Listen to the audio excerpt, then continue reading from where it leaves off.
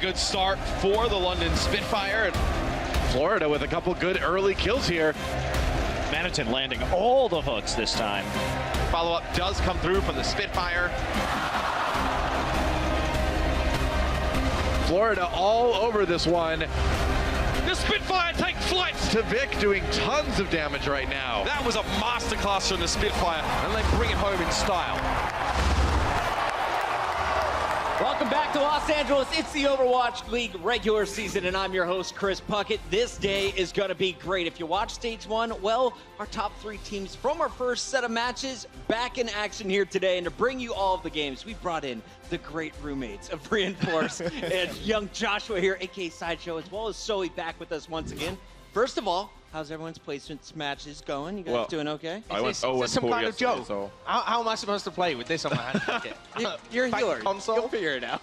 We can duo. I'll carry you. I like it. He always holds forward anyway. Let's talk about the matches we're bringing you today.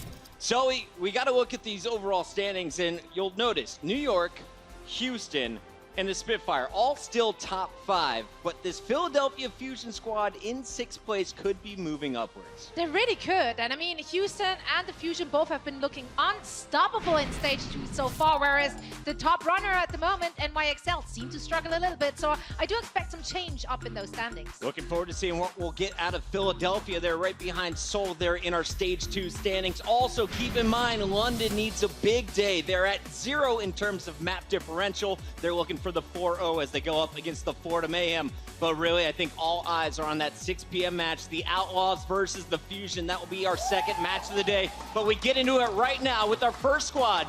Please welcome to the stage, the Florida Mayhem.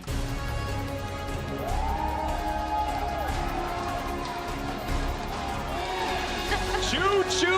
All behind Swoosh today, and the Mayhem, well, they're coming in after a rough matchup against the Fusion. Across the 4 games in that matchup, they only secured 1 point. It just seemed like they couldn't generate any momentum. Yeah, but I do believe that this is their stage. I feel like the meta suits them more. I'm on the metaphorical Florida Mayhem hype train. It's only just set up from the station. It's crawling away. But if we carry on seeing decent performances from them, I could buy a ticket to that for sure. Wow, you just nailed that part. I'm actually really impressed. Yeah, I definitely get on board with that train and did talk to their coach about their recent performances. They played really well against the NYXL, but they struggled against the Fusion. And when I talked to them, they told me that they had nothing they have prepared has actually worked, and they didn't seem to have a backup plan. So they fell flat and it just didn't really click, and it was difficult for them to even pinpoint specific issues as the game wasn't close. Yeah, so you can pretty much say the train went off the rails. But with some new additions coming in, maybe they have some competition within the team, and maybe Awesome Guy, Saya Player, and Sapis will breathe some life into this team, because they really need it. Yeah, this is like a contract week for a few of these guys. I feel like sooner or later we're going to see some new faces who is going to keep their starting roster spot. That is a look at the Florida Mayhem. Now it's time to introduce their opponents. Let's hear it for the Stage 1 champions, the London Spitfire.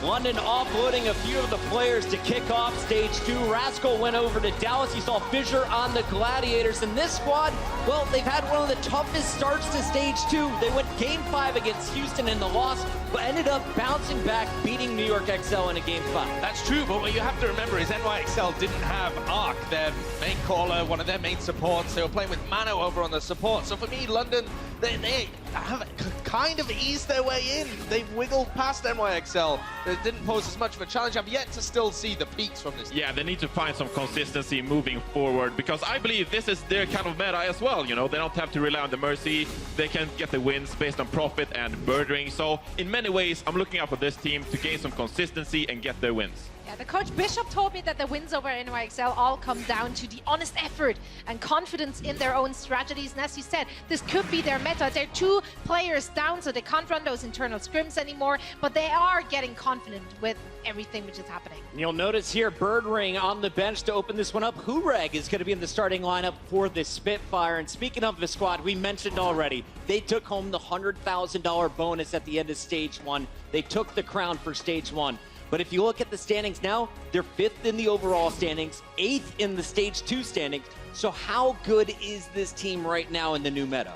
I think it seems too simplistic to say that this team has just got all the talent on paper, because we've been saying it the whole time. But they really do, and when you look at how they're moving around the map and coordinating things, yeah, their tanks are playing really well, yeah, their DPS is playing really well, but they don't seem to be as synced as some of these other teams in this dive. And they haven't really proven that they can flex to as many heroes, especially in this meta, because we see maps like King's Row where you need to play Reinhardt and Zarya. But London Spitfire, they're sort of stuck in just playing dives and birding, flexing between McCree, Soldier and Genji based on what they really need. But they need to find some strategic adaptation and actually apply the individual skill to some kind of pattern so they can gain some consistency. Maybe with birding on a more flex DPS role, they can find that. We'll have to see today. I have to say though, to be fair, you know, with a new meta, first you want to find your footing, and then you just go with what works at the beginning before you go all over the place with different strats. When I talked to London, they said 2-2-2, pretty standard composition, seems to be their forte at the moment, and they will be sticking to this one as long as it works out against their opponents. They will change, make some changes once they're forced to. And for the Mayhem, they are confident in this very meta. This plays into the team's strength. They say it themselves, all their opponents know about that. And of course, Zebozai is shining a lot more on this stage. He's now more effectively shot calling in the new role he has. You know, you say London Spitfire, they stick to 2-2-2 all the time. I wonder, do these guys play ranked? Because when I'm in ranked, I never get to play 2-2-2 comps. I always play triple support. And they play on a little bit of a higher level. They are actually in pro teams. You heard of those. Johnny, Volskaya is map number 1. Do we see 3 supports, Sombra being that DPS or slash I support? think we'll see Hagapun on the Sombra. So there might be a single support in a Lucio, with Sombra being the second support, getting those health from the health packs, of course. All right, if you look at these two teams, they have very different overall records. If you look at it, it's 1-11 for the Mayhem, 8-4 for the London Spitfire. But let's break this down to the micro level side, Joe. What one-on-one matchup are you looking forward to in this matchup today? So when I look at Florida Mayhem in this meta, and they've played kind of similar styles to this before, it's got to be Logix, and he's going to be up against Profit. And for me, Logix is a player with so much potential. We've seen it from him before when he played online back in late last year in kind of October time. He was just shredding everybody. He was all over the place. We've seen flashes of this coming out from him, where he's been able to get into the backline. But for the most part, it's been Profit that's been on fire. Yeah, but I'm not really confident we'll actually see so much Tracer duel this time around, because London Spitfire, they've gone from a very aggressive dive team to more of a tank buster defensive team. We often see birding on the McCree or the Reaper, especially on Volskaya. We might see some Reaper gameplay coming out of birding, of course. So Profit, he might just ignore Logix straight away. Doesn't even consider him a threat, but looking at the numbers, Profit is the better of the two. Yeah. You want to team on Tracer or Reaper today playing against Florida Mayhem? Yes. Yes. Which one? Tracer or the Reaper? Both of them. All the above? Reaper and Tracer. Okay, I like that decision. I love the answer Both. just being yes. I think you should have just kept it. It's Volskaya for map number 1. It all makes sense to me. That is a look. Logix on your left, representing the Florida Mayhem. Profit on the right. One of the most entertaining players to watch across the entirety of the Overwatch League. Before we kick this one off, Zoe, I want you to pick one player to watch. If we're not looking out for the Tracers today, who is it for the Florida Mayhem? For the Florida Mayhem, I think I would go with Swoosh, actually. Swoosh? Yeah, I do like to see him playing a little bit faster, a little bit less passive than we saw in stage 1. So, again, due to the meta, that's probably what we're going to see, and I like him being more. All right, Florida's going to be bringing the dive today. They've shown it to us in the past. Will they be able to do it against London? That's the big question for me. Let's send it backstage for game number 1. We got Semler with Hex on the mic. Thank you, Puckett, and thank you, everybody. Welcome to yet another glorious day of Overwatch here at the League. Hex, we've got a pretty good game to start things off. Yeah, I mean, it's going to be tough for Florida. They don't have the best record, and I think when you're in situations like this, and based on their last couple matches, kind of got shut down a little bit, you start looking for small victories. Winning fights, winning a stage, winning a map, something along those lines to build some momentum. Waking up in the morning, getting the pizza you ordered. Exactly, your coffee turning out well, exactly how you ordered. Small victories, man. Yeah, exactly. You build on those. You can't go into it thinking like, hey guys, if we lose a map, it's over. They just have to find the things that they're doing correct and going through. I know you talk to some of the guys, they say practice is going great. It's just about when they're on stage, it's execution. It's all a mental game. I'm convinced. I've seen it before. It is 100% a mental game when it comes to Florida Mayhem, because they have all of the tools necessary. They have skilled players. They have the talent. Logix was highlighted there, and he can certainly do damage, but I mean, likes of Tavik on there. I mean, you have talent here on this roster. It's just about getting it to all come together when it's the main stage time, when you've got an official match. It's a totally different kind of pressure. Yeah, and on the other side of things, as Sideshow mentioned as well, that you look at London and you're on paper is one of the most talented teams on the planet. I think one of the issues with London and what makes me a little bit frightened about them sometimes is that they know that. They know that they're so talented, so sometimes the coordination and the game plan breaks down. It's like, I don't need to do that, I'll just kill 3 people. So they clutch on their mechanics, and why wouldn't you? You're gifted mechanically, but now might be a good time, a good matchup for them to really work on just being in the spot you're supposed to be in, following the game plan, really going through the X's and O's. Exactly, yeah. I mean, there are going to be some roster changes made. That's something to keep in mind as well. London have already made theirs. They're down 2 players. That was brought up on the desk earlier, so they can't do those internal scrims anymore, for example. But we've also got Florida Mayhem, who have got some players on the way as well. So, I mean, there are going to be some changes going through here, but still, you need to get a win here if you're Florida Mayhem. This would be a massive victory if you could take down London, if you could take advantage of them sandbagging their opponents sometimes. It's going to be difficult for Florida. I think the biggest battle I want to look at is going to be how do Florida deal with London's tanks.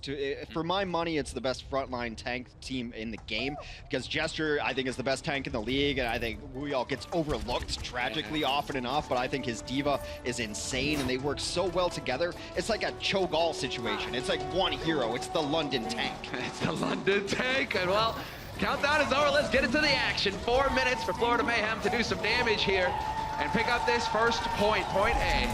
So I'm scoping out the defense here, trying to figure out what the setup's going to be. I don't think it'll come as a shock to them that Sombra is already in play here on the defense for London Spitfire. They want to boost in. They would like to get their 76 on the high ground. That is Tvik playing the 76. This is kind of an older tactic where you simply take one of the high grounds and then you face off. It's going to be 76 for 76. This angle versus the other side of things. We'll see where Hureg is set up. I really like how they run the Sombra. I disagree with some of the people who say DPS should be running Sombra. I think support should always be running Sombra in this specific situation where everyone can play around your pack. Exactly right. You get that big pack, you even have the small pack in the little room right next to the point. And so much healing, and more importantly, very quick ultimates. That's the name of the game here for Hagopan, although he is taking a little bit of sweet time. Oh, this is perfect. They took away pack room. That's exactly where they want to be set up so that everyone could use that pack. But now the Mayhem are simply squatting over it and kills will follow. Well, it's looking like they've done their homework here, Florida Mayhem. Very quick work here on point A. Hureg just barely darting around the corner. Logics will eventually find the kill. Gets the recall out just to stay safe. They have got a history of diving points. London Spitfire have really taken the fight all the way to the bitter end, but I think it's a bit too far gone this time around. And Florida Mayhem done a fantastic job of picking up a point, although Gesture is still hanging around here. Maybe I'm calling it too early. Oh, absolutely. This is exactly what a lot of these teams want to do, especially London. Soul comes to mind. They play on a razor's edge towards the end, but that EMP was up. They come in and absolutely clean up. A couple of late kills, though, could swing it all the way back for Florida. Oh, yeah, indeed. Tvik doing a great job right now, really forcing Gesture to get out into the open. Gesture still got his primal as well, so he could go ahead and pop that, continue to buy time, and sure enough, he's going to do it just so he stays alive. Already Prophet looking for the kill on Tvik as well. Tvik doing a great job right now on Soldier of just staying alive and keeping the damage rolling. And eventually, they will drop the tanks. This is where it can really hurt them, though, because they were unable to secure that fight. They threw ultimates into it. They threw EMP. They threw Primal Rage. They don't have either of those. It looked very good for them up until this point. A nice stick will take down 2 key parts of the Spitfire from Logics, and he seems to have his game face on today. Man, moving together as a unit here. Florida Mayhem want to keep this rolling. They've got the ult advantage, a tremendous one. Both support ults up and ready to go here for Florida Mayhem, and Tvik has got his tack visor. He's going to have the high ground. There's the sound barrier. Bionic field already used in the hack from Hagopan. That could delay things here. Tvik has to give up the high ground. Yeah, but he's out of there and at full health. Transcendence on point. He's waiting for the visor. He'll use it as a closeout. There's the visor popping off, trying to secure this point. Already 2 ticks, Semler.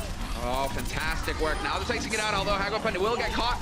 Tvik going to work. Wuyall is out here as well. D-Max instantly. Great focus fire coming in here for Florida Mayhem. They are calling their targets and they're dropping them like sandbags left and right. Hureg, however, does get that flank angle going, and he will be able to give a little bit of ground here.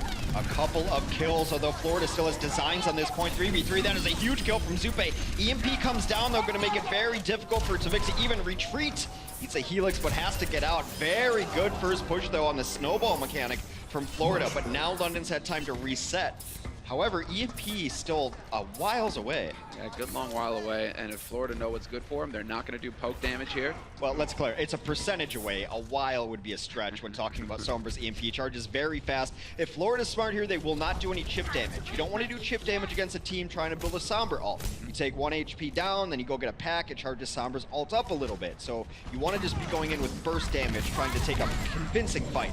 Oh, the Pulse doesn't get it. Trick mid-air with the Helix on Prophet. Gets that kill. But Prophet will be able to get back into the fight fairly quickly. That's the nice thing about Tracer. Now it's a matter of his team holding on, and they do manage to get the contest going here for London Spitfire at least. Hureg still dancing on the edge, just trying to farm up that Tactical Visor as quickly as possible here. Getting the damage on Manadin, getting the damage on those big targets. But it's not going to be enough. Oh, he left the point for a split second.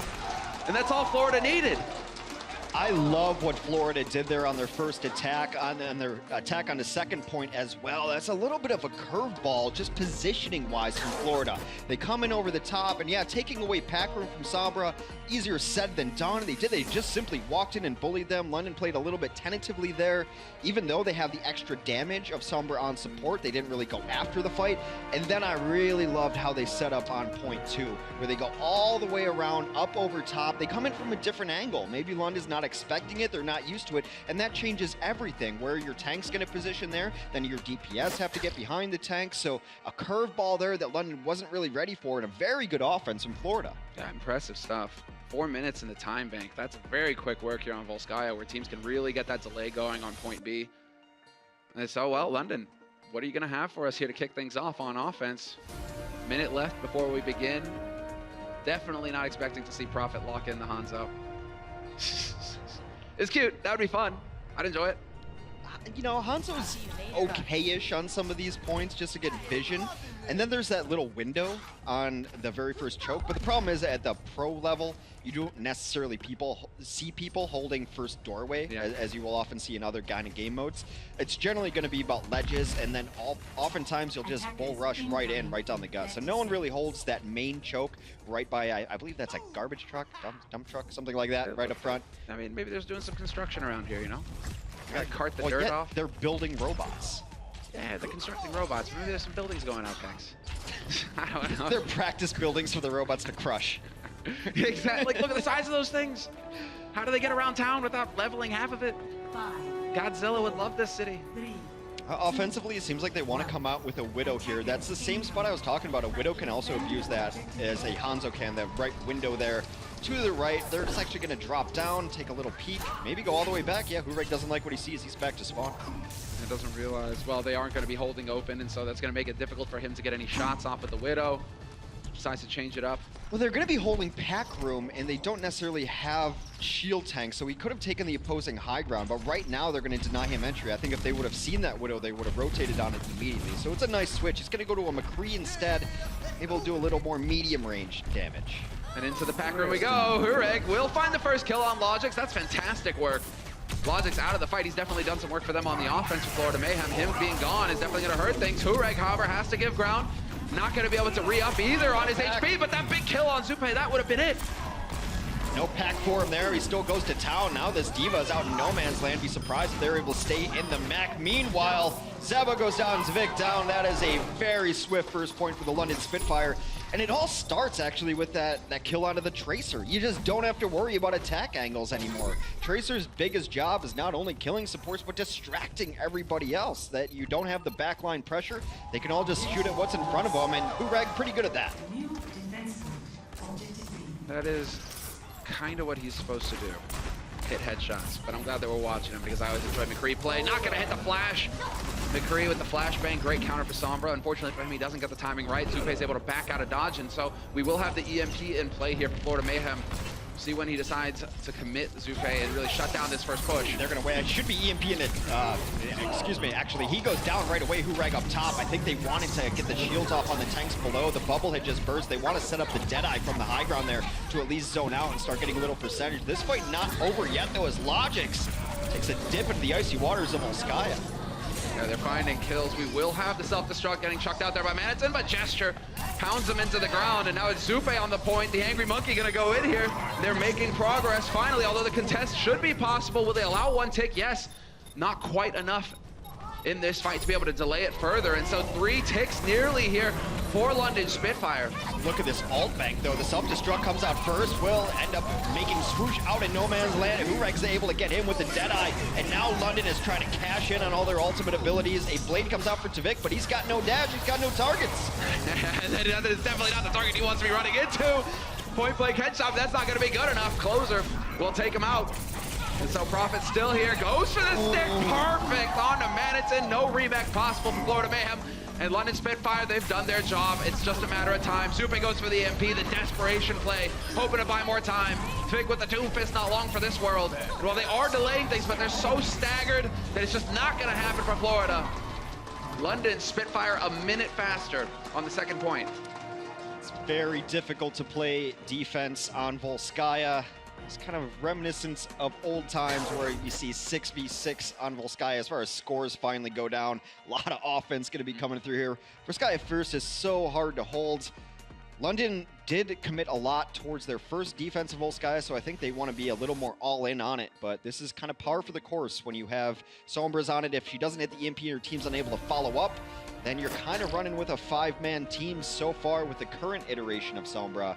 And London played around that EMP very well. The EMP came off aggressive on the high ground from Florida, and they just chilled. I mean, what else are you going to do when you're EMP'd? You don't have any abilities, but they just hung out, able to keep themselves alive and then re-engage. And like I said, Sombra without EMP right now, I mean, it's not really a full kitted hero.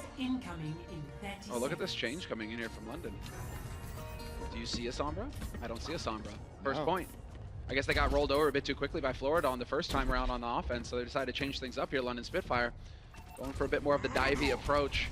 The real question for me is whether Florida Mayhem can now reset, right? They had a fantastic offensive first half. They got shut down in the second on defense when London Spitfire went crashing into them. Now is going to be that mental power game basically coming back in here for Florida Mayhem where they need to get their heads in it and they need to know that they can win, that they can get that same kind of offensive success. Wheels out there for some scouting information, wants to see what they're going to be up against. I really like where London is set up here. They know they got bullied out of pack room, so instead they're just going to add a healer in instead of a pack, take the high ground, but now they see an opportunity. They're going to drop down, and they're stuck in that room right there. They will get out with a Winston Bubble.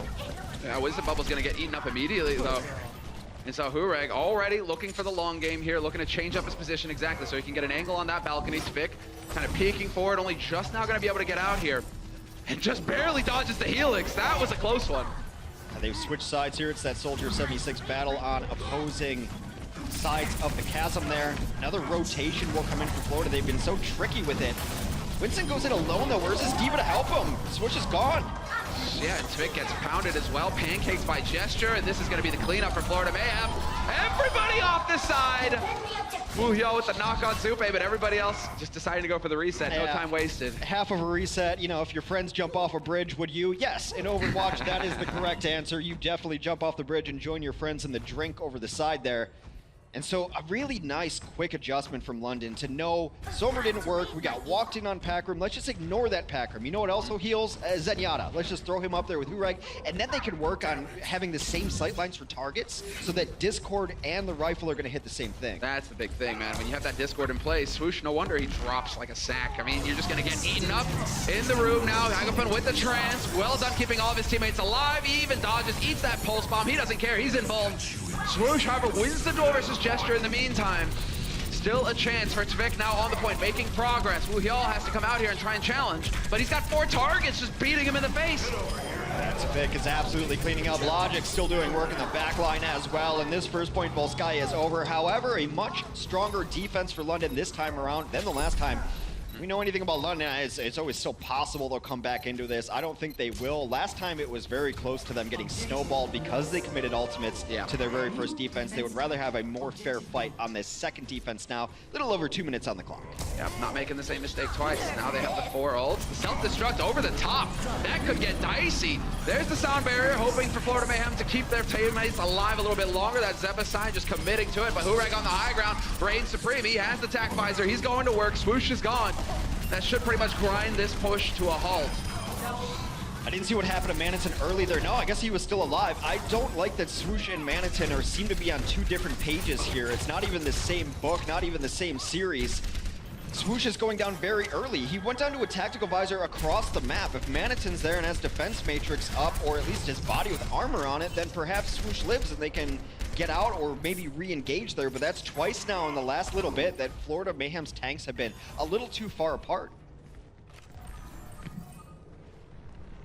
Coordination lacking. That has been one of the weaknesses here for Florida Mayhem. They need to figure out a solution if they're going to go toe-to-toe with London. And so Logix, he's looking for the flank angle. Cool. Yep, just blinks right around. He's been spotted immediately though. Door closed on him. Hurag having none of that. I mean, it's a cool spot, but it's a very known spot. You're not surprising anyone with that blink over the side. He used to not have to blink over there and save it, but now Logix in the back line. He's got Pulse Bomb ready. Hago goes down very early to swoosh. That's a huge kill to start this off. Yeah, Trance comes out immediately as well here for Florida Mayhem, looking to just close it completely here. You still have Gesture in the fight, although not for long. Logix with the stick removes him. Still enough bodies around here to contest, though. Profit, however, being forced back. They're making quite a bit of progress here. Florida, just now, not going to happen. Hagopan with the Trance just ferries everybody out onto the point, and now is going to be the moment. Is it the deciding chance? Yep. Oh. The self-destruct window, perfectly timed. Very nice from them.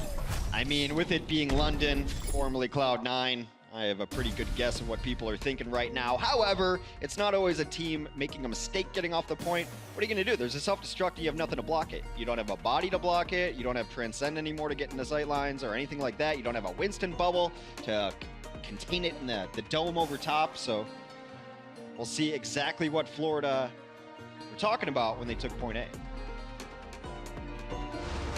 Point. 10 yard weak. 10 yard weak. Go to point. Yeah. Everybody. Mini. With you. 5 and 4. Solid up. Soldier. Even dead. Lucio point. Okay. Dead. Nice. I'm chasing. Solid dead. Nice, good job. What? Pretty typical Overwatch comms. I mean, people always talk to me about like, hey, they don't speak the same language. Is it going to be different? I'm like, yeah, but you just pretty much Overwatch comms are just saying a person's name and then killing them. Monkey. Exactly. There you go. You've got the inside track on it. It's essentially calling targets, especially when fights break down like that. Now, of course, comms are more important. Setting up fights. What are we doing next? What went wrong there? And that communication. But in the midst of it, you're generally just going to hear hero names. I'm just not hearing enough lit. You know, where's the he's lit. Like, come on. Need to get on point here with the terminology, in boys. Overwatch, the nomenclature is one. They're one. Yeah. But they're one. What is it? They're number one, or they feel like they're number one? It's like one hit. Or one number hit, one priority. You know, are we? You know what? I wasn't confused before, but now I am. I mean, you're playing against Fleta, and you're saying 1-1-1. He's like, his teammates are always like, well, yeah, obviously. I mean, he is number one. He is number one. Fair enough. Well, I used to have a grasp on comms. Now I don't. Thanks. I've ruined it all, Hank. I've ruined it all. All right, attacking side coming in from London. They're running the McCree again, which is very good against a Sombra, very good against a Tracer. Flashbang will ruin everyone's plans to get out of a sticky wicket, as it were. Hurag already finds Tavik. Again, identical situation how this all panned out last time. Although Hurag gets clubbed over the head by Logix. Logix not the first one to die, trying to make a difference, but it's not going to be good enough here as Profit is still alive to take these duels. Point blank headshots on Maniton. And a very quick point take here for London Spitfire again. Not going to make the same mistake as last time. I am keeping an eye on the minimap, but I don't see anybody here fast enough for Florida may have to challenge this. No, they're not going to be coming back because they want to bank up an ult. And in fact, they got beaten so badly there, I believe they only got one kill, that their ult situation is not looking great. Now, a great answer to that is to have your own Sombra, who's about to have EMP. They need to win this EMP fight, otherwise they're in danger of getting out-econned by London. Yeah, handily as well. Profit with the peak. Well, they do manage to maintain control of high ground for a little bit longer here, but Florida, look at that, the big play attempt, at least from Profit. There's the EMP, and this push should get cleaned up. Gesture the focus, but Wu Hyul should get DMAXed as well, and yeah, just jumping right off the edge. London Spitfire going for the reset. Completely cleaned up there. That was the EMP that they needed. Had to win that fight. That's the big advantage. Interesting, Zupe is going to stay on the Sombra. Some people believe that she's better on first point than she is on second, but taking away the packs from the enemy team really disables the flankers. And we'll see if Profit can still find purchase going around. He should be getting mostly the orb on him to at least give him 3 seconds of healing while he's out of sight lines or so from Hago. But they're going to have a couple of support ults coming in. And a self-destruct as well. Let's see, does he get anything out of it? Yes! Maniton finds closer. Trick will get traded as well. Hurag is there, but Hurag dies in the process.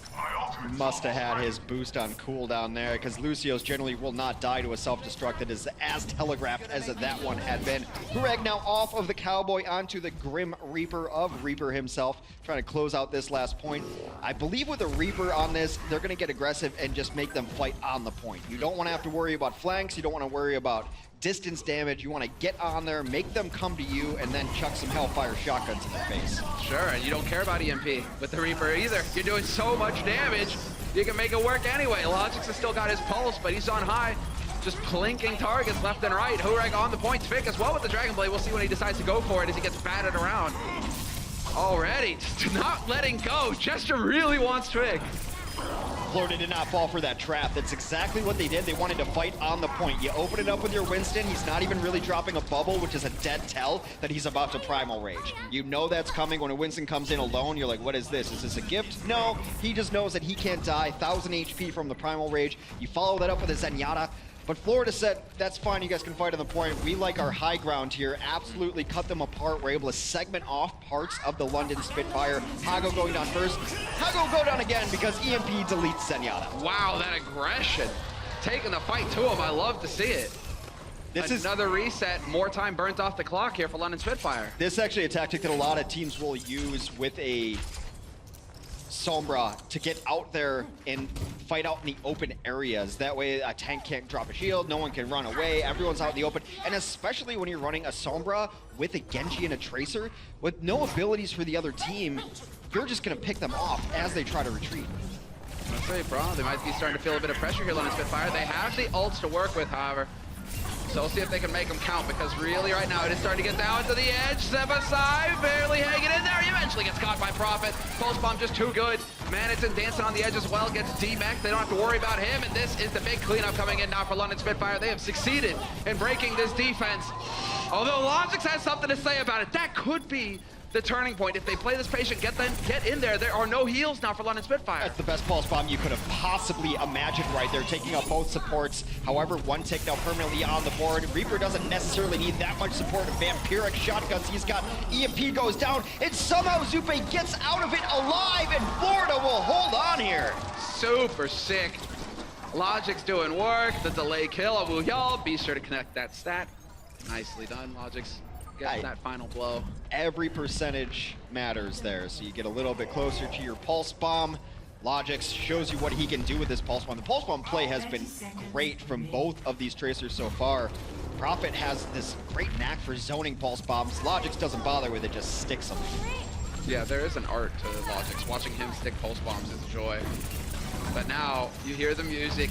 It's ramping up. London Spitfire, can they get 2 ticks here? Can they actually take this to overtime? Or will Florida Mayhem be picking up the first map in this series? Zupe finds Hago again. Another big kill, another big EMP, and Florida Mayhem right on the edge now of making it happen. They could take this and get the lead 1-0. Exactly what happens. Florida Mayhem have done it. A 1-0 lead versus the London Spitfire. Great priority there from the Florida Mayhem. They know that a Zenyatta is key to London's success, whether it be Hagopan or Vidoshin. Those guys make it go for the London Spitfire, and they absolutely gutted the engine there. Able to get all the kills, and you mentioned it too, Des mentioned it. Logix showed up big. Tavik is going to be hold steady here, and some great Sombra play as well. Now can they maintain? Will they be able to keep up Florida Mayhem? We'll see in just a moment's time with map 2.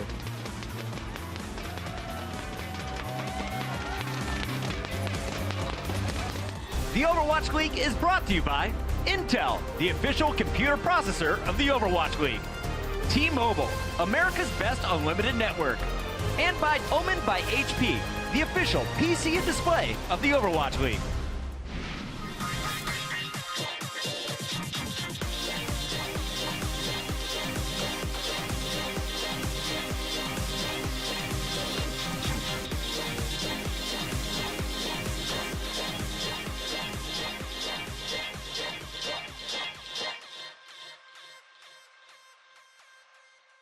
You just gotta keep moving forward.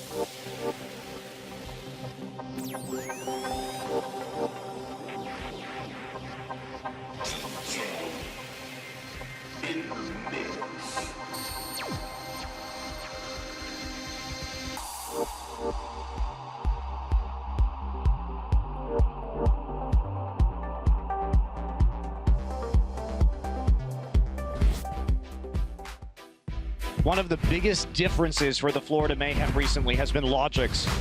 Logix, DPS player for Florida Mayhem. He's just hitting shot after shot, just straight styling right now. Before I went professional in Overwatch, I studied accountancy and IT. After picking up Overwatch, I started grinding ranked and got noticed, so I decided to pursue that dream. Why I like playing DPS mainly because it's the star role of the team. You're able to make flashy plays and just take the spotlight like that. And here's the Deadeye! 2 kills for Logix! My favorite hero to play is Tracer. Her blink ability allows for a lot of mobility and therefore like a lot of chances to outplay someone. No way! Yeah, that was a style and play there from Logix. It's a stage experience. Some people get nervous, other people don't. But in general, you know, having that live crowd and just knowing that there's a stream, if you do something super cool in a tournament, it gets remembered. It's just, yeah, a fun and exciting feeling. I'm looking to prove myself as a DPS player and try and be one of the best players. And there we have it. Logix, I mean, he is on his way, you know, to proving that he can do the deeps. Yeah, there was a big question about Logix because Sacho always mentions on the desk, he crushed it in online tournaments. And then he got him in offline tournaments. He had to play World Cup too, and he didn't have like the greatest team on the World Cup either. He played pretty decent, but then the questions came, can he play in a LAN environment? Do the jitters get to him? And perhaps that was true, but now we're stage 2. Any nerves that you get walking on stage have to be gone. You just get used to it. I mean, after all of those entries as well. Right, you would exactly. think. You Yeah, would that think might be that part would of the- help of just like shaving off a little bit It's of got to the nerve. loosen them up. It's like improv classes, you know? Just act like a tree. This seems stupid. Yeah, but it'll make you loose. Just whatever you can do. Loosey-goosey. Loosey-goosey. I mean, Li Zhang is going to be coming up next. Hex, what do we make of this map here for this series? Well, Li Zhang, this is Tracer's best map in my opinion. I got DC'd on this map last night. I was going to play Tracer. I was so disappointed. I'm still bugged about it today, so. Yeah. I remember. It's definitely my favorite map. I think Tracer is so good on this map in various different stages. If we do start off in Garden, of course, that's a great stage for. Night Market can be a little less forgiving. Control Center, either way, a lot of teams run different strategies on Control Center. It's kind of the big bruiser map. You want to run a Slambulance, you want to run a lot of tanks, something like that. But this map, I'm really interested to see what comes out on here because there's teams that run Pharah, there's teams that don't run Pharah, and of course Pharah and Mercy, always very good here. If you've got anything that reaches to the sky vertically, Pharah is going to be like, oh, let me play, let me in. We've seen a whole different, we've seen McCree's to counter him, we've even seen Widows on this map. Yeah, I think generally if you want to run a Pharah Mercy, you come out and you try to run it, and then whoever loses that battle switches off. Yeah. Because you can't reestablish, you're going to eat too much damage in, and then you switch to a Widow instead to be able to counter it, and then maybe you get control back, you go back to the Pharah. I mean, it really just depends on how the first fight goes. It can be defining on Control, on Lijiang Tower, on this point specifically. At Vertical Tower, that's just where Pharah is going to be hiding the entire time. If they come out on the Pharah, no Mercies so far on either composition. And Pharah without Mercy, it's like Riggs without Murtaugh. Not quite the same lethal weapon. I mean, you've got Hago with the orb for London Spitfire. He can get some healing up onto Hureg, perhaps. But then on the other side, there we go. Zebasai swaps into the Mercy. So we will have that Mora to heal the tanks up on the bottom line, and then Zebasai will be there to mine the Pharah in the skies. Zupe getting some loving right there. Oh, Hureg's going to be playing a dangerous game here. Without that Mercy's got to play a different style, but he does take down Zupe very easily. That damage on the ground they're getting from Hago's Discord really helping them out. So Pharah be darned, she's going to get healing orb. This is a style that a lot of European teams used to run without a Mercy before Mercy was very strong. They didn't want to kind of lose the rest of the abilities on their team, so they ran a style in which you would run a Zenyatta and a Pharah, and then the Pharah just generally got a little more attention from the Zen, got the orb more often, and played a ground-based Pharah where she dips down at the helicopter landing of Lucio's healing, then jumps back up. Yeah.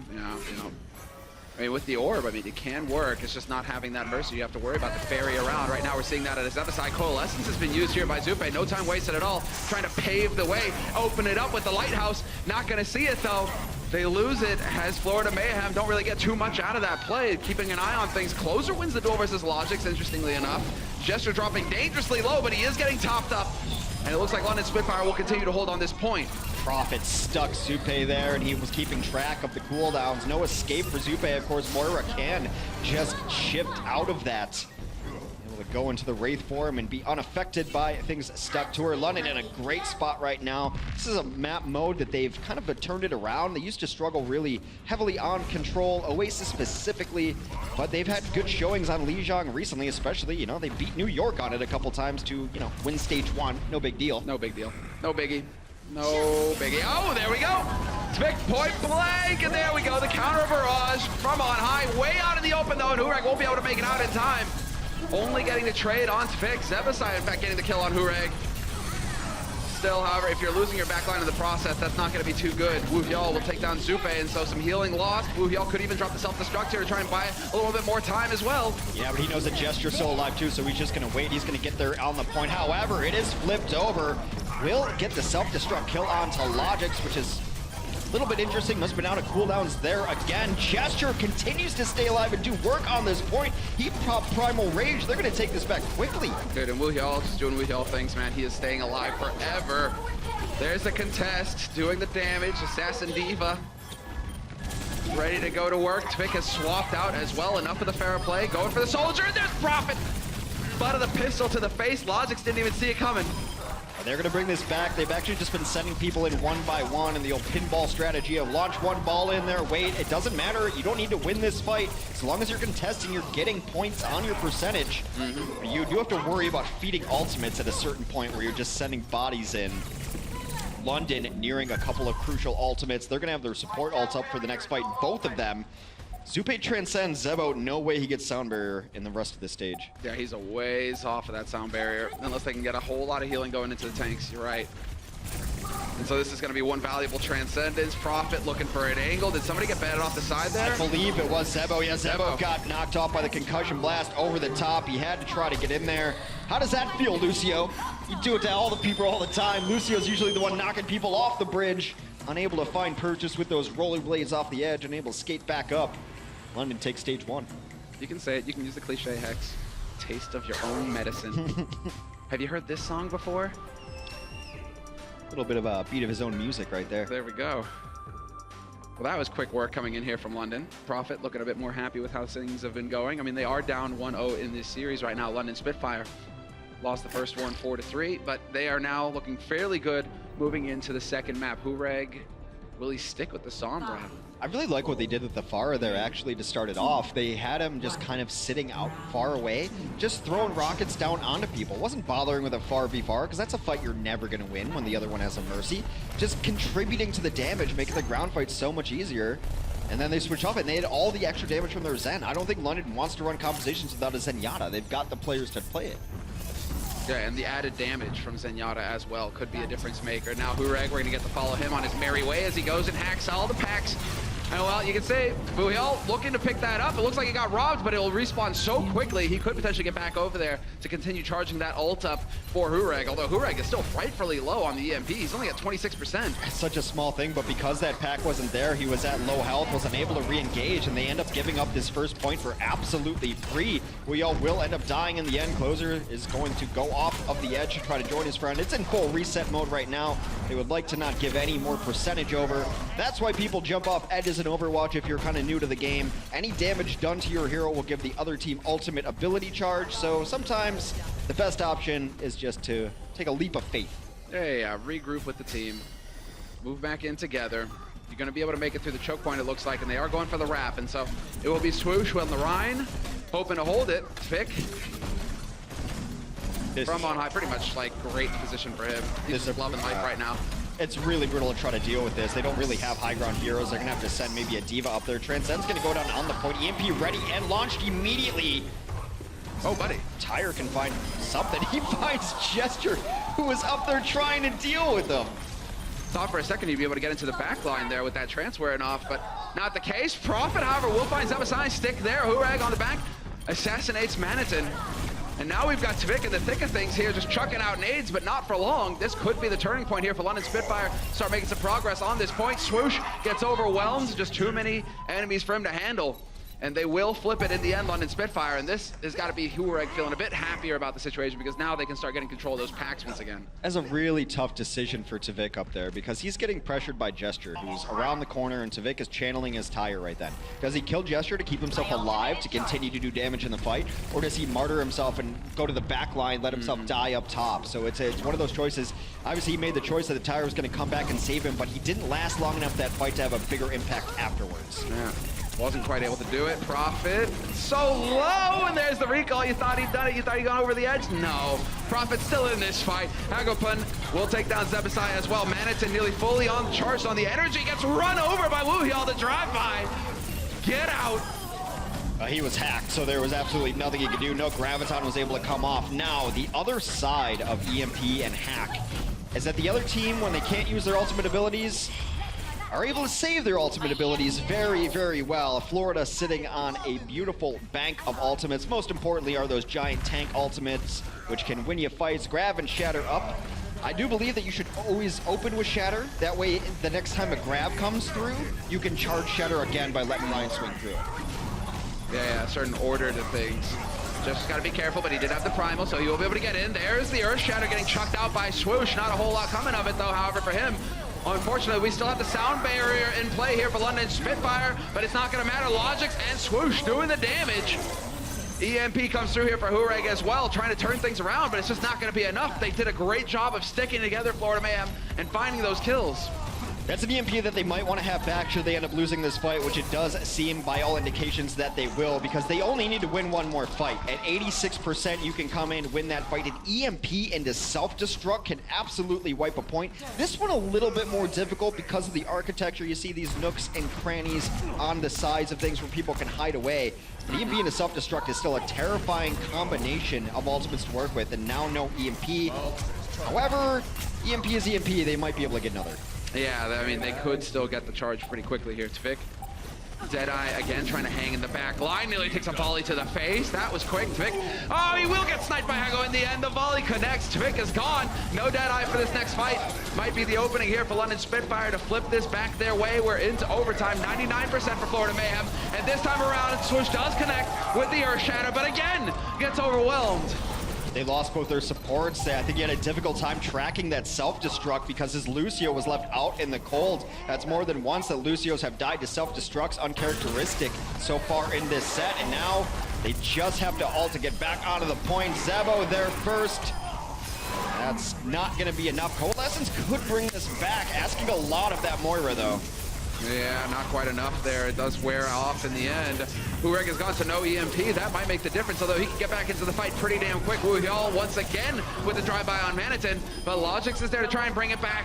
Not quite going to be enough, however, as they are still dancing. Zebasai doing the best that he can to stay on top of things here, but he's down to half HP, and he finally gets run over again. Wuhyal with the boosters, and London Spitfire will succeed in tying it up 1-1 going into halftime. A little bit different as styles there. London prefers to play the style that they're most used to, mostly a dive composition, and they have looked so much better on control lately. Lijiang might be their best control map. We'll be heading into halftime with a 1-1 score between the Florida Mayhem and the London Spitfire.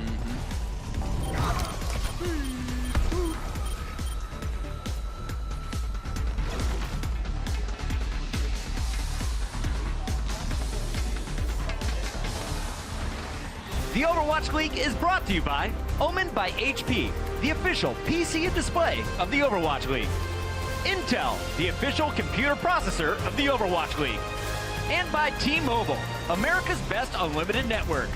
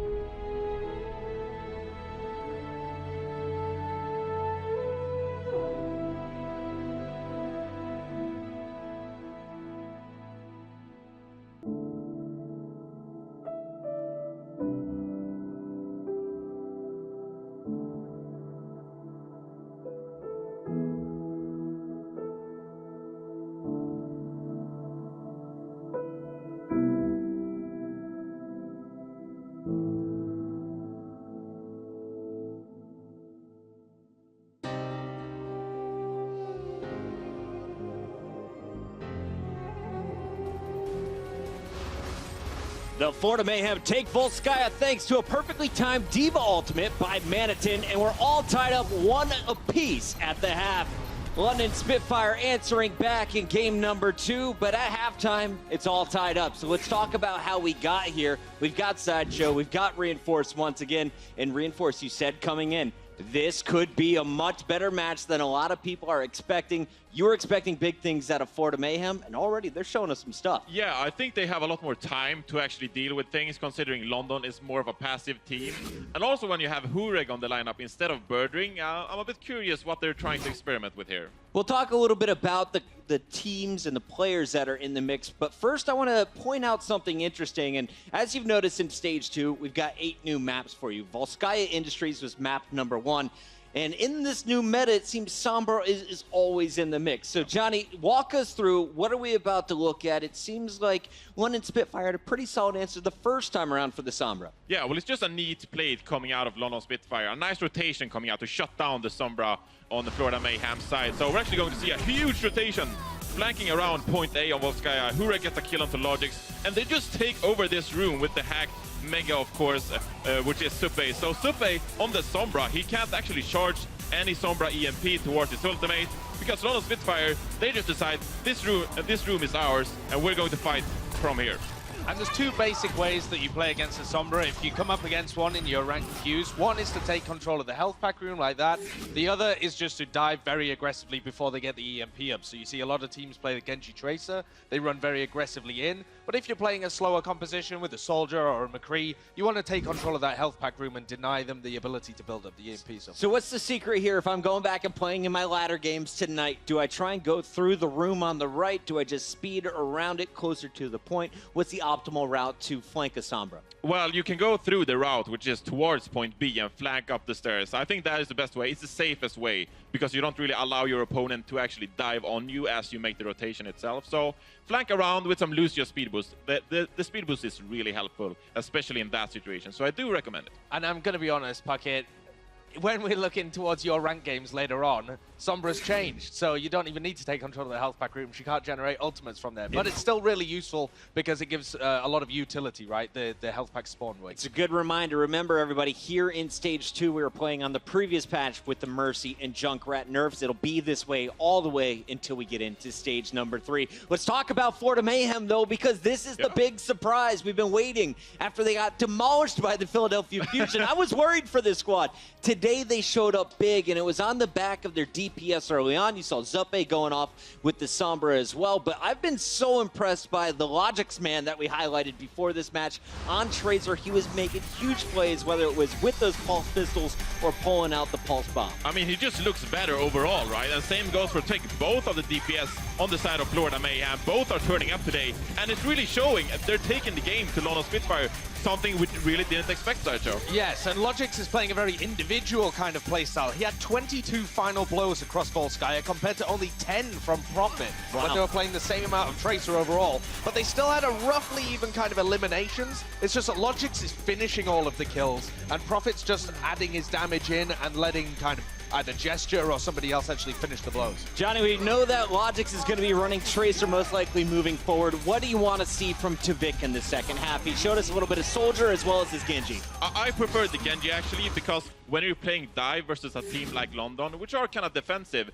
then you can set up your dives properly. And looking back towards the history of Misfits and Florida Mayhem, that was their speciality. It's been a troubled history. Yeah, exactly. So they were supposed to be the diving team, and they moved to the Widowmaker and the Junkrat and the Soldier back in Stage 1. But now in Stage 2, we're finally seeing Tvik pull out the Dragon Blades, and I think that's the difference maker. Pretty impressive stuff coming in from the Florida DPS players. Let's talk about the other side of things. Profit always in the mix, it feels like, when you're watching the London Spitfire, but Birdring is normally alongside him. Today, they put Hureg for the first half. Why would you make this decision? What do you get out of Hureg? Well, it's a little bit confusing to me, actually, because they've only played him really when they wanted Farah to come out. And instead now they're playing him on Soldier 76. Maybe this is just because this roster that they're running, London Spitfire, used to be known as GC Busan. It was a whole team.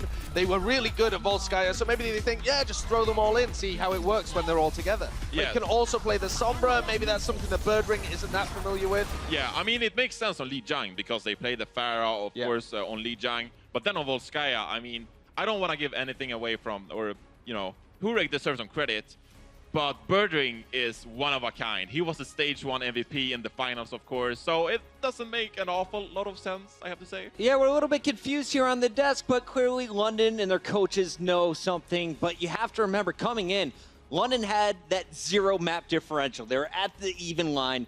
They were hoping for a 4-0 today. That dream is now gone, and now you're playing with the second half. You left the door open for the Florida Mayhem, so anything could still happen. That's going to do it for our halftime coverage, but we do have to mention something awesome that we've been working on with our production team.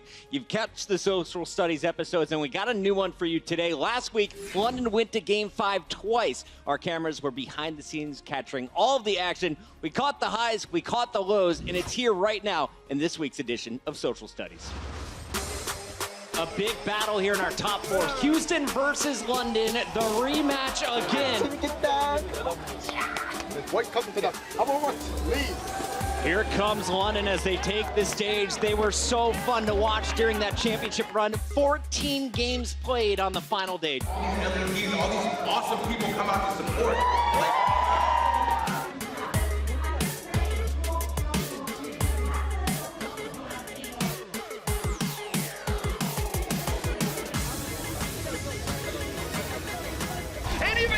Away shot on the Profits. There we go. Houston Outlaws will be picking up the second map, tying up this series 1-1. It's not over yet, London. Can definitely turn this around. There we go. They will take down the London Spitfire. Revenge to open up stage 2.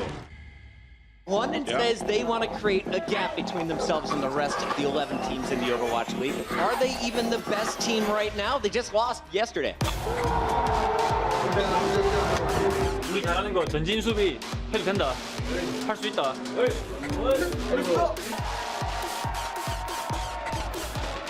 Today, going up against the NYXL, their rematch from the finals from stage 1. They are looking strong. They already took 1 map and they look to take the second one too. Let's see how they will fare. To tap it and keep it alive for their team, but they're not going to be alive for long. Insta-kill by Sivyobi, and that will be it.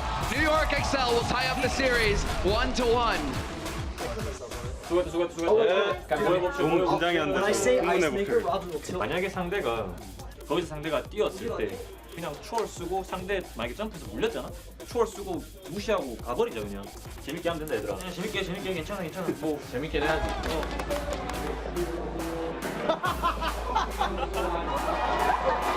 That kills despite Pine's best efforts in that duel. Pine just took away his spot on the other side too. Jester's doing a lot of work. Not only these kills, Prophet cleans up with a pulse bomb.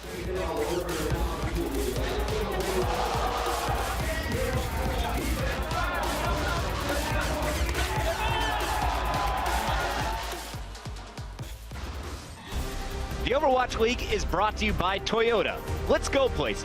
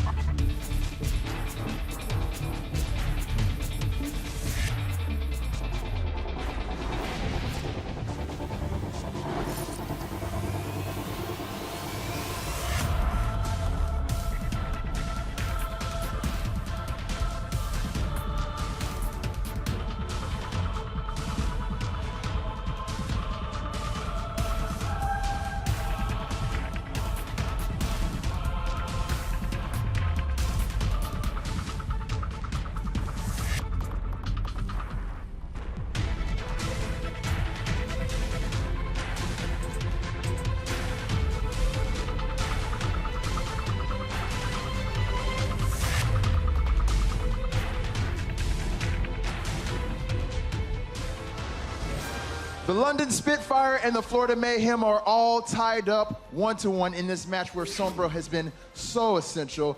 And you know, before the match, the talk was that the London Spitfire want to win this thing flat out 4-0 for the sake of math differential. But now, I think it's in their best interest to just focus on winning this match, period, because the Florida Mayhem, they've been looking really good. So let's go ahead and get back into this matchup and send it over to our casters, Simler and Hex. Oh wait, hey, I'm on the screen now. Hi everybody.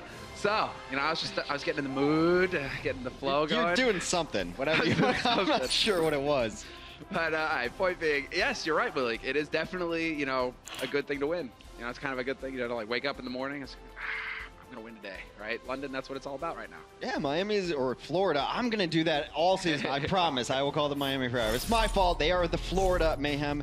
Getting a little bit of confidence here as well. You know, they have a couple different styles. I know they play kind of conservatively against teams they should beat, but that hasn't really worked out. I think you just start going aggro. They look much better when they're on the offense, when they take fights to the team. They don't sit back. So not necessarily the best map for just going straight aggro. It's going to be a little tank heavier here. Of course, King's Row is where you're going to see a lot more Azaria coming out. Yes. I'd love a little curveball here because I think that's what worked so well for them on Volskaya. And that's why they ended up winning Volskaya, is that they give them something a little bit different. Maybe a Tvik Hanzo here. He's got everything in his pool. Hanzo can be very good on King's Row. You say such sweet things, Hex.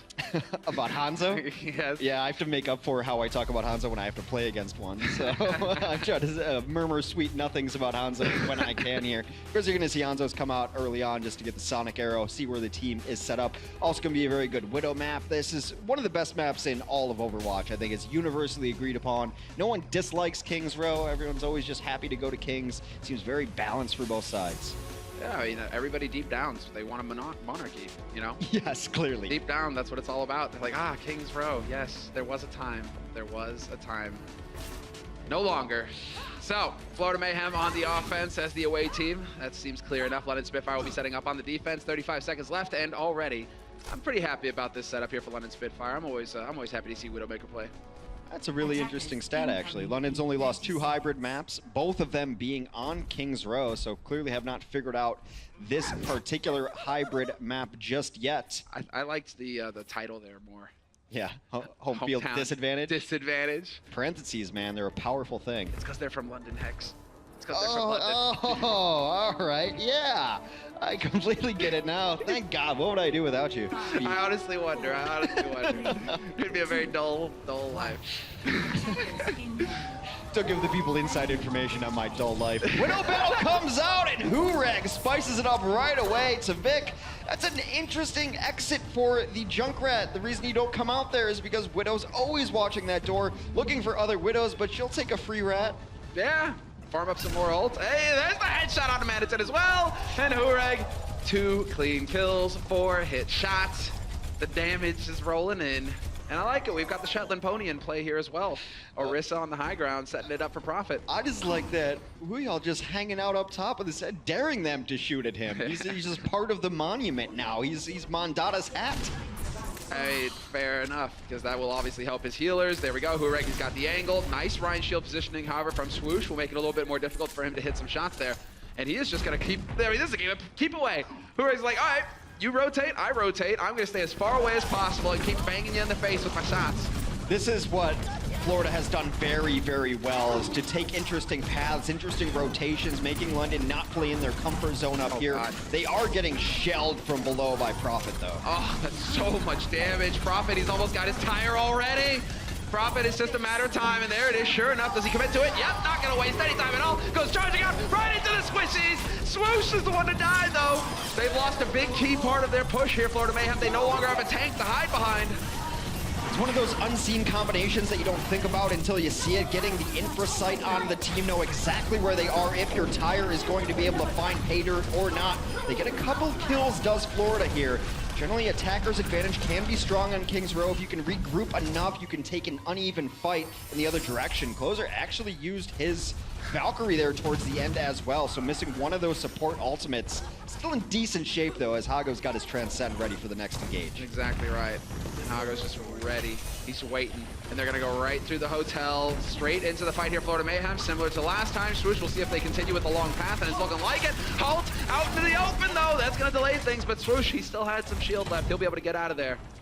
Going through the hotel is really smart. It cuts down on Hureg's sight lines. Now they're in back and going to try to engage on him as well. He's going to take a different angle up top. Tyre comes in. Oh, and it gets knifed in the end. Hureg, man, he is not missing much right now. Another hold off the point. They are still contesting here. Gesture with the barrier as well. Just throws it down.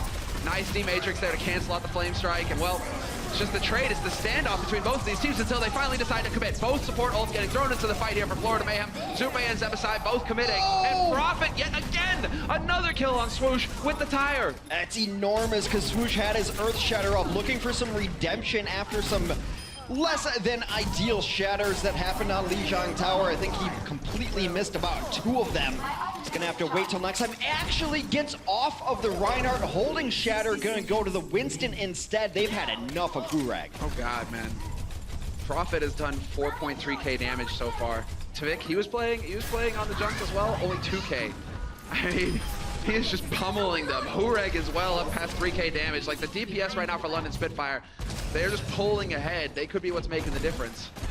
They wanted to go in there. They've transitioned to full dive, but Zeba going down early means that they can't speed boost in, and that's such an important part of being able to get through the hotel if that's the angle they choose again. And just getting some presence on where you want to be. Well, here we go. Time to commit. Manitin still on the Zarya. Going to get caught by Hureg. Another headshot. No grab possible. Manitin's gonna have to hook it back in here as quick as possible. 15 seconds left on the clock. Florida Mayhem getting stalled out. That's giving more time here for London Spitfire to get in position or to go for the snipes. Prophet takes Zebasai out of the fight. Objects has been on Diva here. He gets D-Mac, not necessarily the hero you generally see him in. He can just drop the self-destruct right on point. They won't even get there. The grab came out at the end, but too little, too late. That is a full hold defense for the London Spitfire. They had no answer to the Widow. They tried answers too late, and then they died with key ultimates in the pocket. You can't die with Shatter there. That one a little more excusable. The fight had already started to break down. Manitin going down with Grav, though, also really hurts. The reason you run tanks is because those ults win you the first point. Yeah, we've seen Zarya shine on this map. Ryan and Zarya, that deadly combo on Kings. And yet, really, what I think just ran circles around Florida Mayhem was Prophet and Hureg. Hureg, literally, he was just grappling hooking everywhere on that map, living up to the trailer. And well, Prophet, you're running through choke points. That's exactly where a Junk wants you. It's like, yes, everybody group into those small hallways and let me just go throw grenades in there. Exactly. Hureg had a really nice life on Widow there, and not necessarily the hero we see him on too often. You see Birdring run it a lot. I think we'll actually see Prophet probably come out with it on the offense. Hureg is generally a little bit better off the Pharah. On this particular composition, of course, Birdring can also run a pretty good Pharah. I mean, you look at this London DPS and you're like, well, they can also run this, they can also run this. You know, like, they can all run absolutely everything. That is the luxury that London is able to enjoy. And we'll see Florida, a tough task ahead of themselves. They need to full hold here. These guys are going for the full Shetland. Because now they're going to have Swoosh up there, but that could also set it up for Logix just to have the shield to hide behind and start doing a bit more damage than Hureg did initially. Because Hureg was holding a different angle, a little bit more passive, a little off to the side. So maybe we see Logix hit that headshot early on here with the help of that barrier. That Divaska, that's defying physics. She should be toppling over. Look at that foot's not even on there. Come on. Did you know that she has anti-grav technology? You get distracted by the boosters, but Manitin, he's made the investment. He's upgraded his mech. I suppose so. We'll see what Logix can do on this Widow.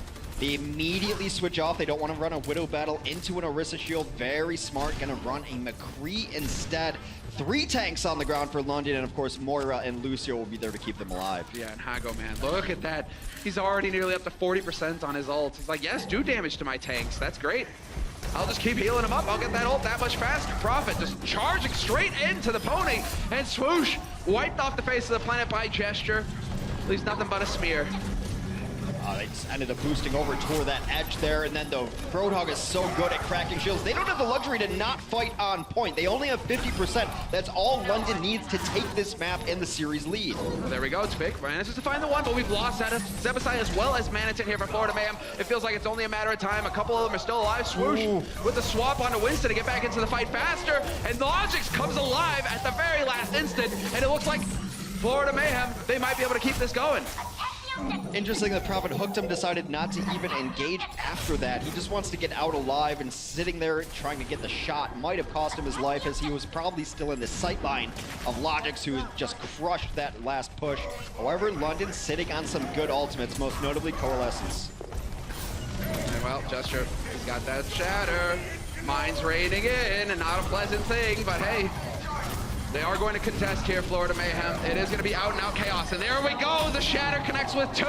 Easy cleanup, although last time I said that, Logix decided to prove me wrong and just go completely ham. Finds the kill on Hagapun, and Logix, it's going to have to be some hero work from you. Tavik with the tire goes right onto Gesture, and again, they're making it happen. Beautiful tire. They will get permanent progress now, though, as they've gotten a tick. They got to get on the point. It is so close. No! Another self-destruct hero play. They were so close to getting on that point, but Florida, if it's an inch away, it's a mile away, and they will give up Kings Row. London breaks their streak, have now taken the map. Home turf, hometown, they make it work. And that self-destruct is similar to what we saw in Volskaya, man. The timing's been working out perfectly for these divas. Hureg made the difference in the first, and Logix definitely stood out in the second. We'll see how it all goes down here on map 4. The Overwatch League is brought to you by T-Mobile, America's best unlimited network. Omened by HP, the official PC and display of the Overwatch League. And by Intel, the official computer processor of the Overwatch League.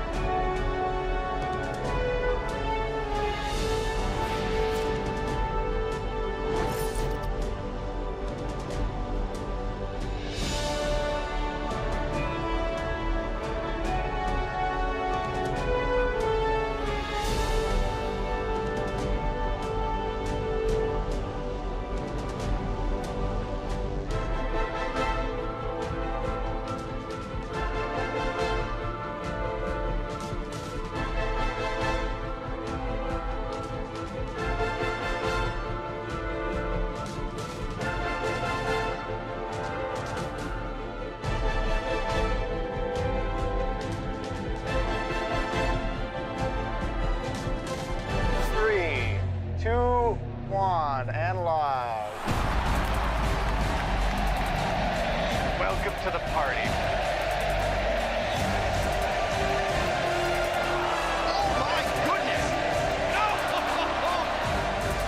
so many stars on this lineup.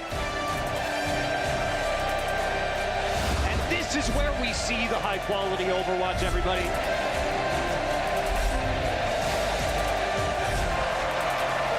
Enough of the fun and games. It's time to get the job done.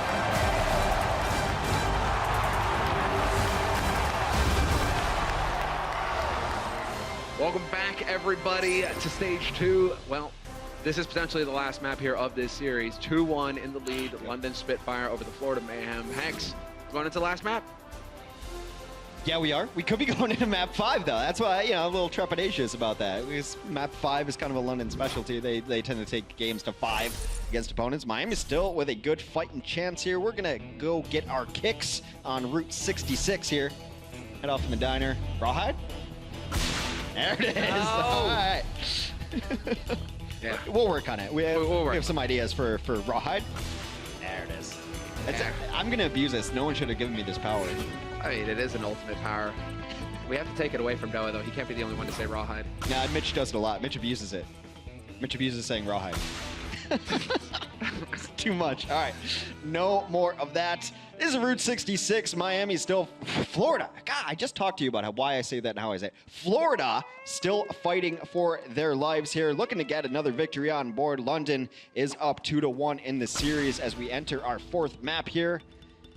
And Route 66, very good Widow map. I mean, you can run a lot of different stuff with this. The only thing you really can't run on Route 66 is probably a Pharah.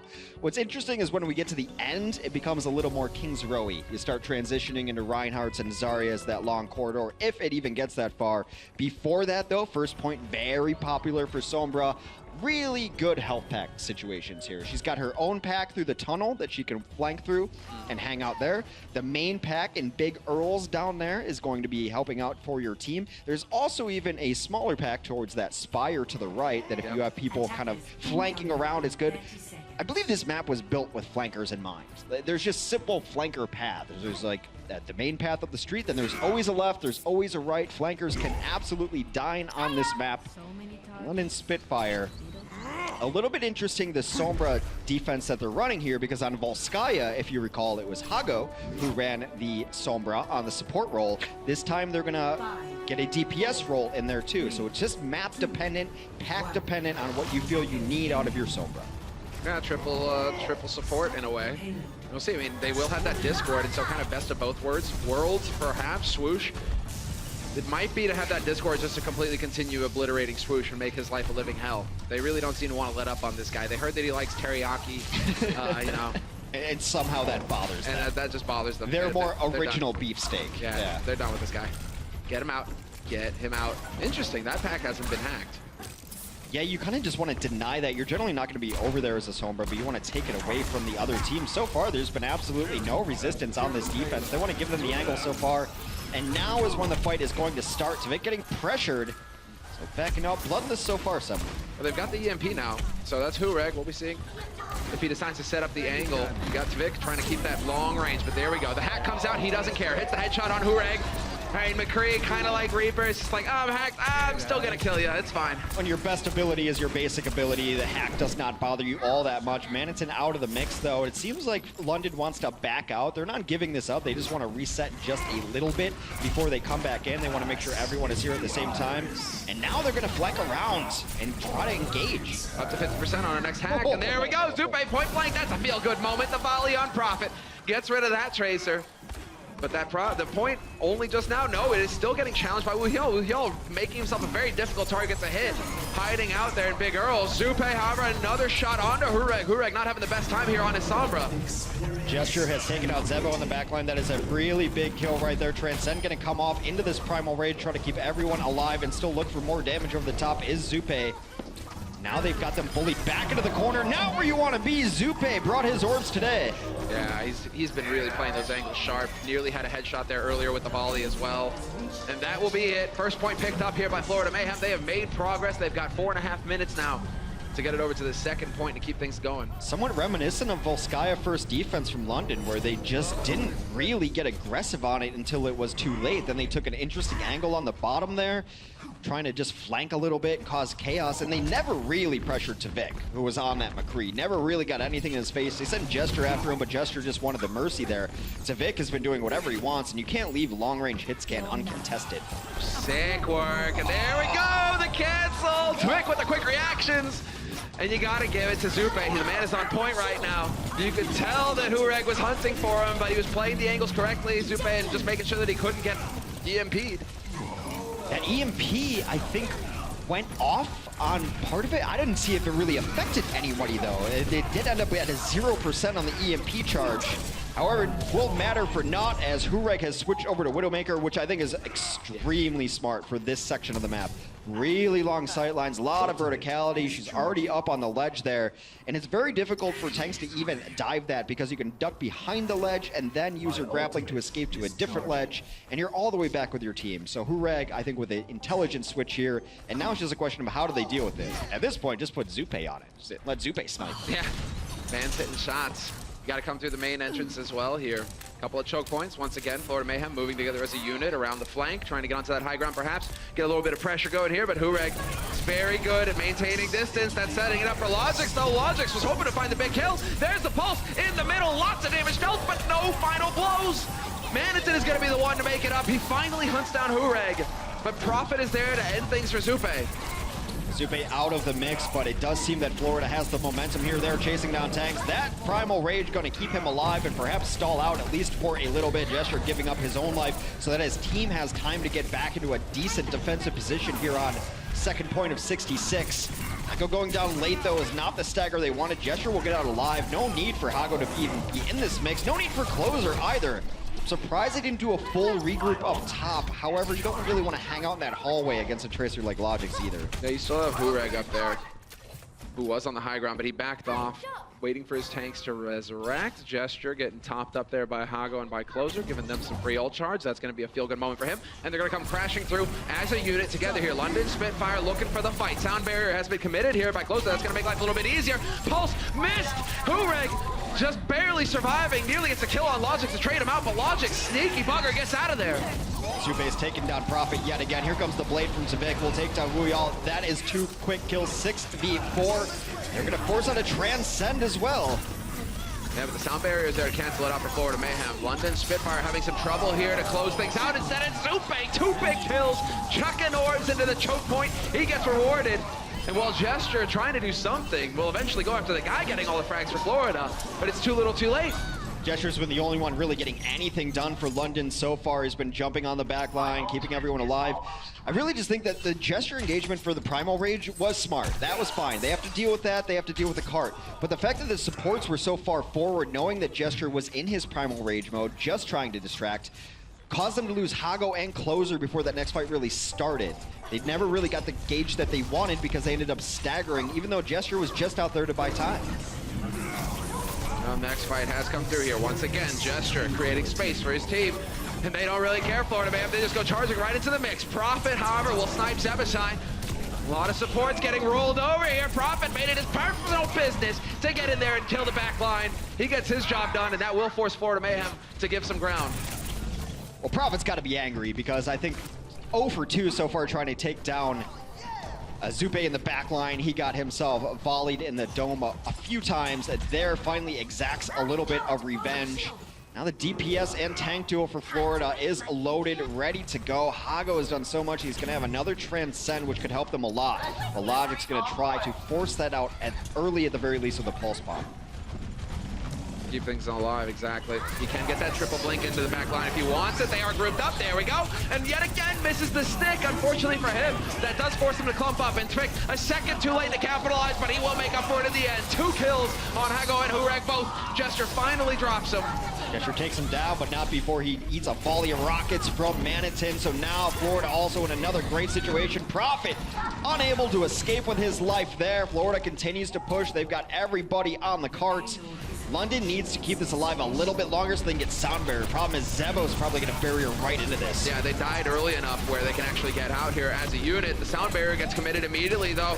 That is going to be Zebasai not wasting any time. Good to lay there by Closer, keeping his teammates alive. Sound barrier of his own chucked out, burning valuable time off this clock, and they need to win it. Florida, there's a long run back for them. 50 seconds left on the clock, and they're all dying. It's enough time to get back at least once, though. Deadeye committed to get the Diva out of the mech, which I think is a smart move by Hurag. Then everyone else's damage is guaranteed to go through. Able to clean that one up. And now both teams have used most of their ultimates. Next fight, though, we will have a Transcend. And I like this. London's probably going to play far back on the cart, knowing that it's all they have to push. So Tvik is going to be untouched in the backline of the Widow. Now it's a matter of execution. Can he hit the shots? He certainly has the angle, as you pointed out. There we go. Gets onto the high ground, spots out the Diva mech. That's not going to be quite what he's looking for here. He's hunting for the squishies. When are they going to have to commit? Well, Jester's found Sebasai. He's just jumped right into the mix. He's got Primal as well, so he'll get out of there intact.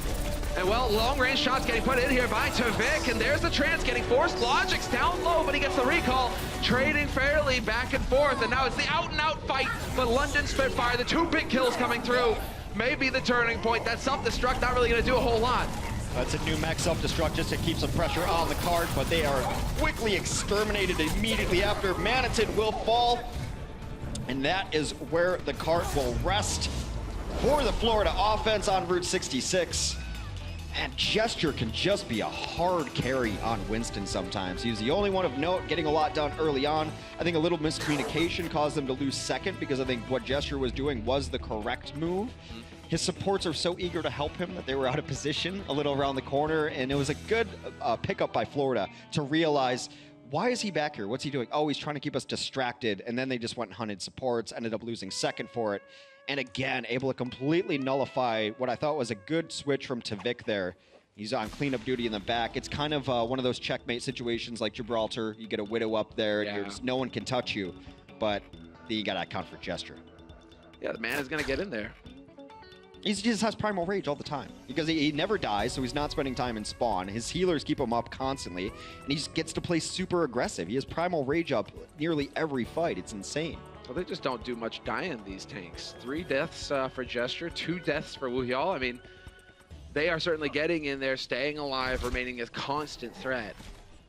Whereas Manitin and Swoosh, well, they end up dropping a few more times. Yeah, nearly doubled on the other side of things. The actual DPS from the London Spitfire played pretty aggressive, ended up dying a little bit too often there, but that's kind of fine if London, they're so good at stalling things out with their tank play that you can play your DPS very aggressive and know that, oh, it's fine, we still have another fight because we Primal Rage up, and that's 1,000 HP. And beyond just being 1,000 HP, because a good team can burn that down, Gesture's so good at just kind of taking these weird jumps. Like, why is he going over there? Why is he just wants to stay alive. He's so good at it. Yeah, cooldown on that jump pack drops to nearly nothing. Yeah, you're a flying monkey. It's Wizard of Oz style. Exactly. We just need the little wings there on the back. I would pay so much for an animation that just gave him tiny, tiny wings. Hey, you know, well, IP being what it is, that might be a bit of a tough one there for Blizzard to deliver on, but that would be pretty hilarious. All right, well, we're into it now. Florida Mayhem on the defense, and let's see if they can hold, because London Spitfire, they will be pushing forward. Hurag not wasting any time at all, getting on the Widow to start. Florida also running in DPS on the Sombra on Route 66 rather than one of their supports. Definitely different style here. Map dependent. Gesture's looking for a free kill on the backside. It's a pick composition when you're running a Roadhog. You're looking for that initial kill to get in. However, Zupe continues his work. This might be some of the best Zenyatta I've seen Zupe play. Yeah, I think so, man. He is really making the difference here for Florida Mayhem. Continues to get final blows with that volley. Now Hurag on the high ground, spots out Tvik. That's not a bad target to try and focus on, but he does also, well, Zupe, just letting him know, putting him on notice. I've spotted you, the orbs are coming. I like this Widow here. Widow we thought was going to fall out of the meta except for Pharah, but then Widowmaker is also very good for Widow, or for Mercy rather. She gives her everything you need, escapes and damage boosting targets. EMP comes out, needs to finish that kill. They finish 2 kills. Florida holds strong.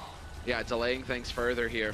And now we get a nice view here, bird's eye, of London Spitfire backing off, just waiting for the regroup. Florida Mayhem not going to overcommit. And while Florida Mayhem right now, they're doing a great job on the defense. London Spitfire were able to make more progress. Well, rather they were able to make more progress on the offense side. It's a small thing, but Manitin got healed instead of going to a pack there, which is why Tvik's EMP is still very low. They took a little bit of chip damage and could have cashed in on it on these healing packs and decided that Orb is more important. Zupe has Transcend now. And Gesture now, this is exactly where he wants to be. There we go. Pulse bomb right into the mix. Not going to find a kill, but that's definitely going to put him on edge. London Spitfire getting picked off one after another here. And you do have Prophet trying to do the best that he can, but eventually he will have to give ground and back off. That's if Logic lets him. Logic's! Look at this all-out pressure from him. He's going to go on the chase. That's terrible for London because that's a window in which you're not playing against EMP, and that's how you have to deal with Sombra right now. She's got EMP up nearly every fight, but there are small windows every other fight. I thought it might cost them. They didn't have EMP that last fight because they weren't taking pack and trying to get that damage in. Now they do have EMP, and London should know this. Definitely. And well, Tvik, you can see he's already on the hunt. Looking for the squishies, looking for the back line. He's going to get the perfect little... Yeah, exactly. Just decides to translocate back into the mix. Gets to hack the old-fashioned way. That's fine. That can work. Just holding on to it and finally decides to commit, and that will be the difference maker. Hurek, no way for him to combat roll out of that one. It's a very late commit, though, and London continues to clean up. He commits that EMP after 2 had fallen.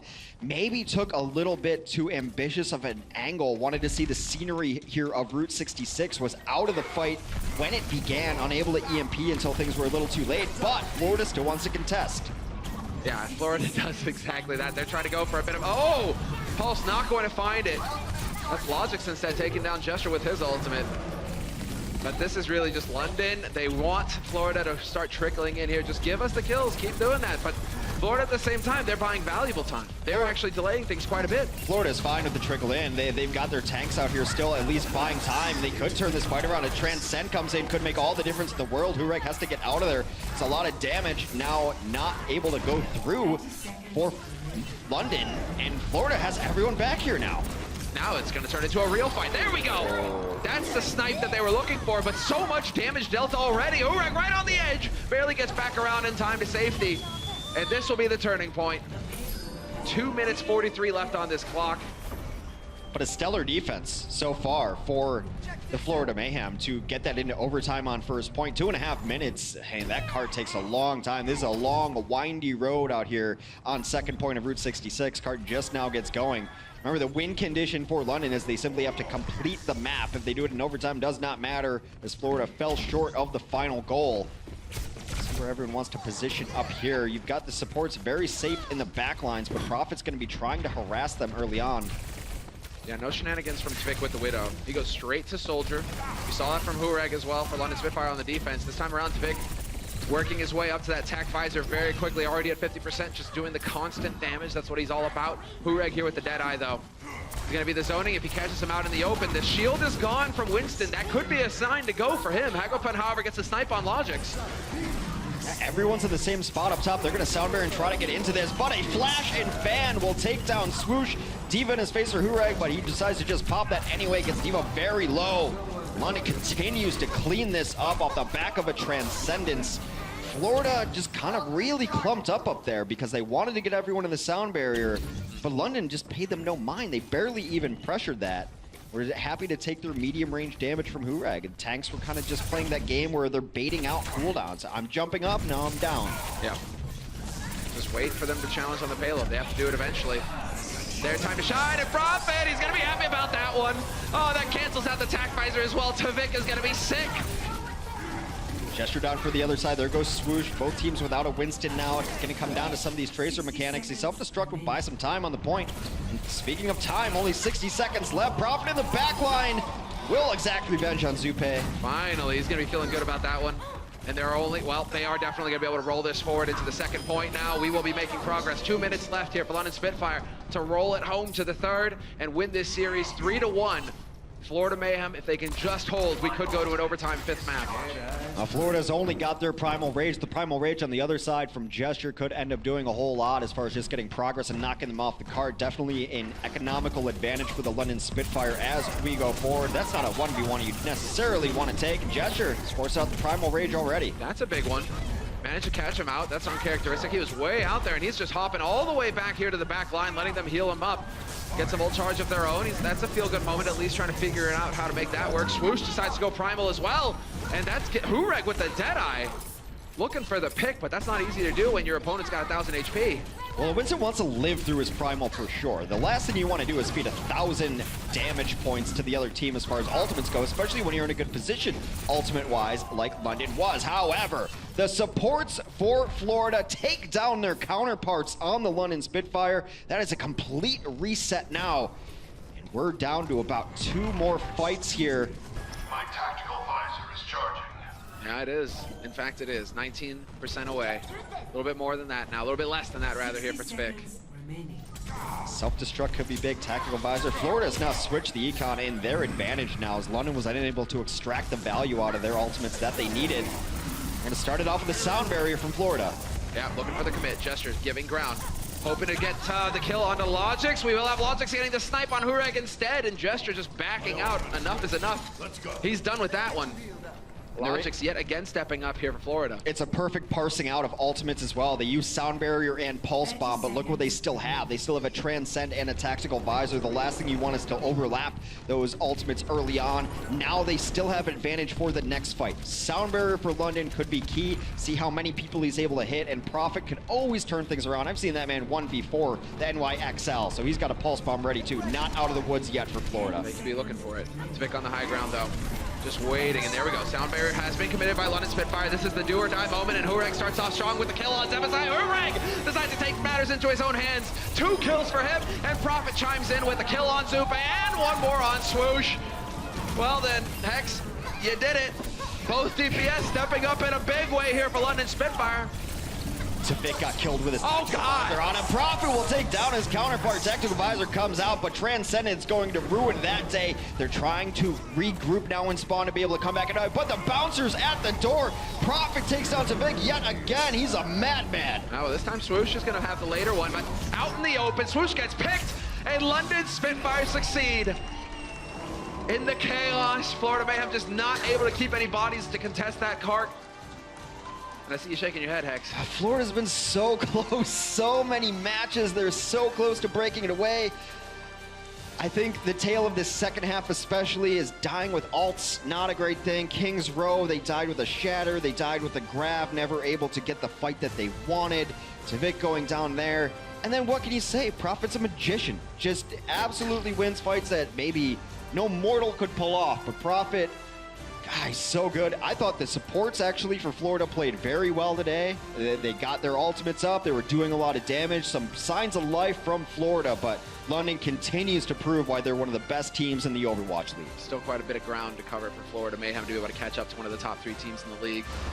So, London Spitfire, they won the playoffs. They took first spot at the end of stage 1 in the playoffs at least, and they're definitely showing why. At the end of the day, they get the job done. And we will have, yeah, it's not pretty. Some of it was, but.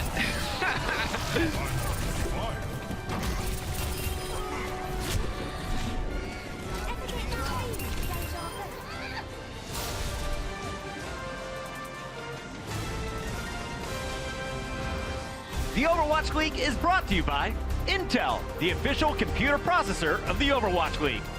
T-Mobile, America's best unlimited network. And by Omen by HP, the official PC and display of the Overwatch League.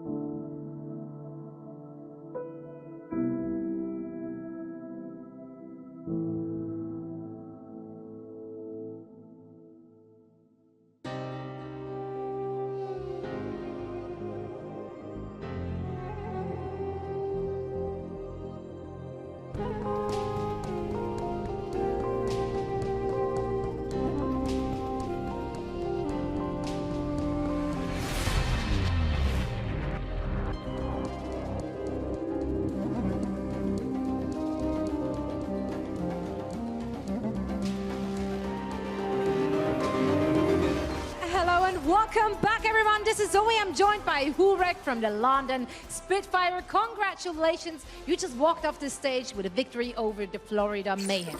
But let's take a trip down memory lane and talk about Volskaya Industry. What made this first map so close? 후렉 선수 일단 플로리다 메이햄 상대로의 승리를 굉장히 축하드립니다. 하지만 경기를 돌아봤을 때 첫 번째 경기를 돌아보면 볼스카야에서 좀 어려움을 겪으시는 모습을 보였었는데 무엇 때문에 경기가 그렇게 가깝다고 생각하셨나요? 저희가 볼스카야 인더스트리의 강한 팀이라고 생각했는데 상대 제보사이 선수의 루슈 스피드업 받고 돌아오는 거를 너무 잘해서 저희가 대처를 잘 못했던 것 같아요. I believe before today's match that we were really good on Volskaya, but I think Zebosai's Lucio did a really good job at spinning around and turning around the map, and we weren't able to catch that properly, and that's why we had a difficult time. All right. Now, you personally played 6 different heroes in that match against the Mayhem. That's quite a lot. How does the current meta actually play into your hero pool? 호리 선수 오늘 경기에서 총 6가지 영웅을 선보이셨는데 현재 메타에서 개인의 히어로 풀이 어떻게 적용된다고 생각하시나요? 저는 그냥 저희 다른 팀원들을 받쳐주는 그런 서브 같은 느낌으로 게임이 적용될 것 같아요. I think I'll be utilized as kind of a sub that will fill in for any empty holes that we have in our gameplay in terms of hero pools. Well, you certainly are a very good sub to fill those holes in. Thank you so much for joining me. We're now heading over to our desk to break down the action between the Mayhem and the London Spitfire. Thank you so much, Zoe, and congratulations one more time to the London Spitfire. They walk away with the 3-1 victory to open up our day. Welcome back to the desk. We got Sideshow, we've got Reinforced, roommates, brothers, talking about video games really on a Thursday. Not true. Definitely not brothers. Let's get into the game. So, and talking about Hureg here, coming in, we knew we were going to see Prophet. We were expecting to see Birdring, but Hureg is back in the lineup here for the Spitfire. We talked a little bit about him at halftime. What did he show us in the second half? I just personally love that he identifies himself as a hole filler because that tickled me. I think that he is going to be kind of the guy that plays a huge range of heroes for this team. And if they want to sit Birdring out for a game or don't feel like he has the pool that's going to work perfectly, have we seen Birdring play Sombra? I don't think so. Hureg's got a really deep hero pool. Yeah, but he spent most of the time on the Widowmaker, the Soldier, and the McCree, and he did a pretty good job. I mean, he is one of the top players in Overwatch. He's an Overwatch League, right? So he's a pretty good sub, if I may say it so myself. You may. You got it out. We understood you. So let's talk a little bit about this guy's pool because he showed us mostly hit scan heroes. You had the Reaper, you had the Sombra alongside your McCree, your Soldier 76, but then you throw in a Pharah. Yeah. Do you expect him to go towards more projectile heroes, or do you think this is just a one-off and this is kind of the hit scan guy for you? I think he is the Pharah player of the team. I'm pretty sure Birdring never really has been the Genji or the Pharah. We've seen some Genji rather come out of both Prophet and Birdring in the past, but neither has really been next level top tier. Prophet is probably the best Genji out of the two, but with Prophet on Tracer, Birdring can't really play the Genji or the Pharah. So Hureg is the projectile player of the team, I would say. But he doesn't play Genji, that's the thing. So whenever they're running like Prophet and Hureg, you know that Prophet's going to have to switch over to Genji if they want to do that. So it makes their lineup a little less flexible, but they want to play a bit more passive at the moment. And it doesn't matter because they've got such depth to their roster, they can just throw in, here you go, chuck in 2 Genji players. There we go for the next map. Now we know that, of course, London Spitfire is going to be playing Philly next, so a stacked week for them here in week 2. Let's talk a little bit about what we saw from London, though, in this matchup, because going up against this Florida Mayhem squad, we expected it to be a little bit more in favor of the Spitfire than it was. This was a very close matchup. Some mistakes, though, definitely separated these two squads. Yeah, I think this was a good learning experience because Florida and Philadelphia, they have similar styles. They like playing very aggressively with the dives, of course. On the Philadelphia, you have Carpe, Shadowburn, and EQO. Most recently, the new Genji Star. So I am very impressed by the Florida and the Philadelphia dive style. But I think that overall, London Spitfire will treat this as a learning experience, move on, and learn how to play a bit more anti-dive. That man with the fantastic beard is doing a great job with his dumb smart signs. That may or may not be Crumbs. What are you doing here? It's your day off. Go back home. Crumbs is in the venue. Get his autograph and then throw it away. Let's talk a little bit about your play here, Johnny. We have the winning moment here from Kings Row, and you were mentioning some mistakes. This one plays out slowly and painfully. Well, I think that Florida Mayhem overall on Kings Row, at least on defense, they put in a good performance. On offense, not so much, as they got 50% of the ticker. But this fight, it's a bit messy, and I think that overall Florida is in the fight before Gesture just gets a sick earth shatter and cleans up the point. But then towards the end of the fight, it gets a bit closer. We have a few members of London Spitfire contesting the point. We get a few kills on the side of Florida Mayhem, but it won't be enough. And we get to the last few moments of the map here, and you can just see Florida Mayhem streaming on towards the point, but they cannot get there in time. And it's not really a C9, the typical C9 we've seen, but it's still as enjoyable as ever. And that's the same thing we saw in Game 1 Volskaya. The Diva Bomb clears the point, wins you the tick in the round. So not the worst C9 we've seen, but Florida definitely a little bit frustrated there. They also have to be super frustrated with the way that Game 4 closed out. Yeah, and still just great exposure for London Spitfire as well. I feel like every time a C9 comes out, Jack's just sat there like, yes, easy, easy Print PR. the money, print the money. I love it. All right, let's close things out here with the positives from Florida today. You get another win. That means your 2 map wins so far in Stage 2 came from the top squads. You did it against the New York XL. You get another map win today against the Spitfire. The question is, how much further can this team evolve? What improvements did they show off here today? So I think that Zuppe had a really great game, actually. He's been silently performing really well for the squad throughout a few of their games recently.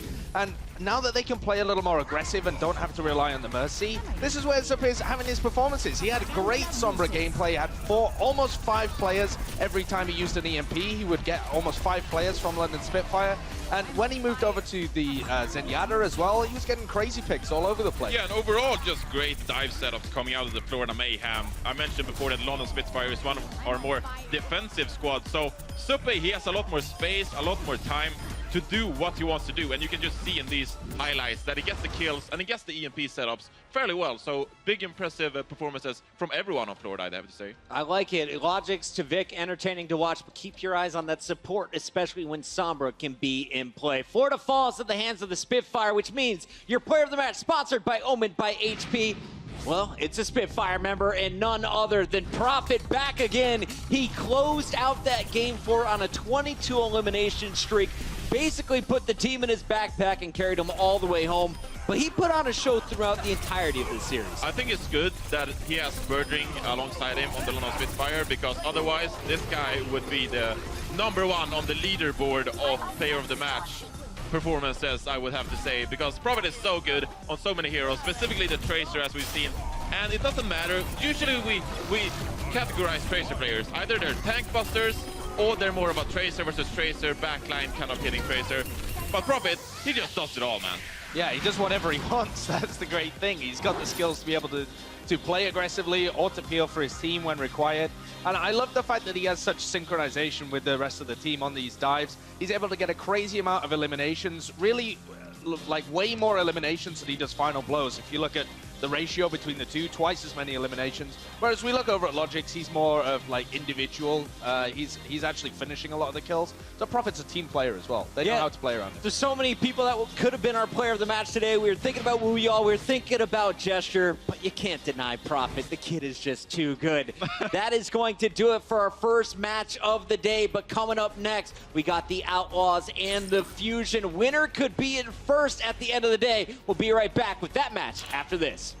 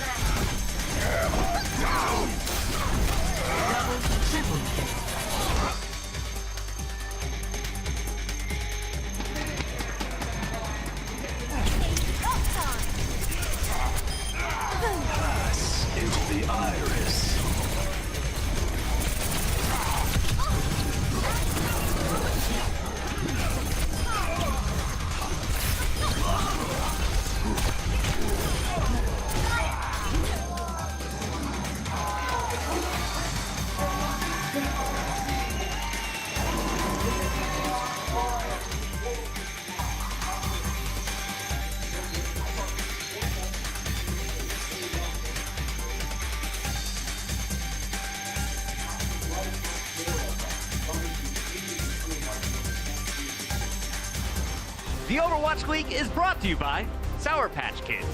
Sour, sweet, gone.